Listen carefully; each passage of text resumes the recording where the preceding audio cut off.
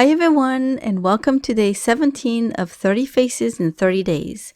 Today I wanted to work more on the softer side of the portraits because a couple times I did some portraits of young kids and they looked a bit older than they should have. So I found a photo of a little girl who's actually the younger sister of the little boy that I painted a few days ago. So when I painted that little boy, I used some Winsor & Newton drawing ink in black, and I used hot press paper. And I remember that I went too black in some areas and I added too many strokes. And even the hot press paper made the strokes even more apparent. So this time I'm working with the same ink, but I'm working on cold press paper. And actually it's arch paper that was used to create a handmade watercolor journal. So it's 140 pounds. And I must say that it was really different to use that.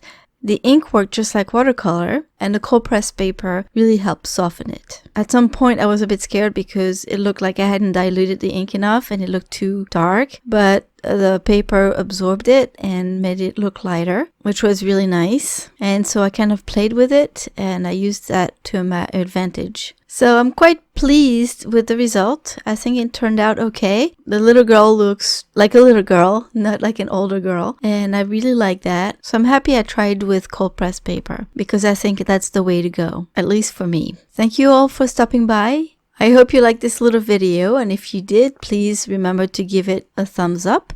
And if you're new here, please consider subscribing to this channel. Have a wonderful day, everyone. I'll see you tomorrow with day 18. Bye-bye.